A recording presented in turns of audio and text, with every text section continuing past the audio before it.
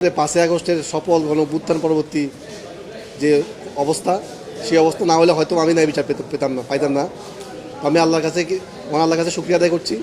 পাশাপাশি আমার আইনজীবী প্যানেল, আমার শুভাকাঙ্ক্ষী, বিশেষ করে যারা গণমাধ্যম কর্মী, যারা সামাজিক যোগাযোগ মাধ্যমে আমার বিষয়ে সরব থেকেছেন, দুর্নীতি বিরুদ্ধে সোচ্চার থেকেছেন, তাদের প্রতি এবং দেশবাসীর প্রতি কৃতজ্ঞতা জ্ঞাপন করছি। যাতে আমি আমার বয়স অল্প, প্রায় 37 চলে, আমি যাতে সামনের দিনগুলো দুর্নীতির বিরুদ্ধে কমিশনের আদেশে আদিষ্ট হয়ে আমি একজন কমিশনের সৎ কর্মচারী হিসেবে চলতে পারি, সেজন্য আমাকে দোয়া করবেন। অবশেষে বলবো, আমার সাথে দীর্ঘ সময় যারা ছিলেন তাদের সবার প্রতি কৃতজ্ঞতা জ্ঞাপন করছি। ন্যায় বিচার প্রদানের ক্ষেত্রে আজ আরেকটি মাইল ফলক যোগ হয়েছে। সেটা হচ্ছে একটি বহুল আলোচিত ঘটনা ছিল, যা আপনারা জানেন, যে দুদকের উপসহকারী পরিচালক মোহাম্মদ শরীফউদ্দিন, যাকে 2022 সালে চাকরিচ্যুত করা হয়েছিল।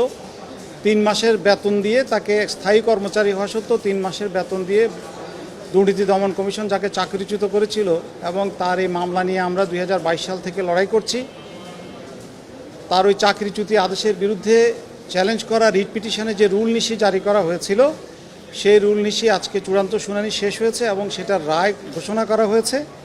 সেই রায় অনুযায়ী এই রায় পাওয়ার 30 দিনের মধ্যে তাকে চাকুরিতে জ্যেষ্ঠতা সহ সকল বেনিফিট সহ বকেয়া বেতন সহ চাকরিতে পুনর্বহালের নির্দেশ দেওয়া হয়েছে। এবং সেই সঙ্গে তাকে দুদক কর্মচারী চাকরি বিধিমালার 54(2) ধারায় যে চাকরিচ্যুতির আদেশ দেওয়া হয়েছিল, সেটাকে ভয়েড অফ ইনিশিও বলা হয়েছে, অর্থাৎ প্রথম থেকে ওটা বাতিল। এবং এই ডিক্লেয়ার করা হয়েছে মাননীয় আদালত কর্তৃক যে ধরে নেওয়া হবে যে তিনি সবসময় চাকরিতে বহাল ছিলেন, এভাবেই তাকে ট্রিট করতে হবে।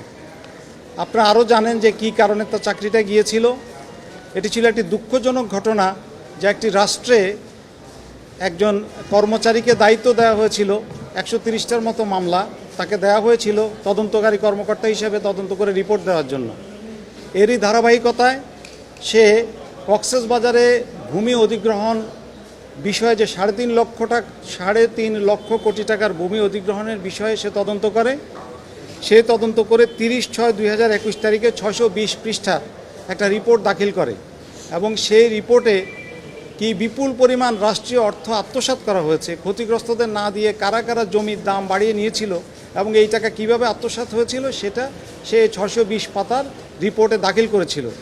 এই আশা দাখিল করেছিল যে রাষ্ট্রের আত্মসাৎকৃত টাকা যারা ফেরত পাওয়া যাবে, যারা আত্মসাৎ করেছে তাদের বিচার হবে এবং সে রাষ্ট্রের জন্য কাজ করার প্রতিদান হিসাবে রাষ্ট্রীয় স্বীকৃতি পাবে।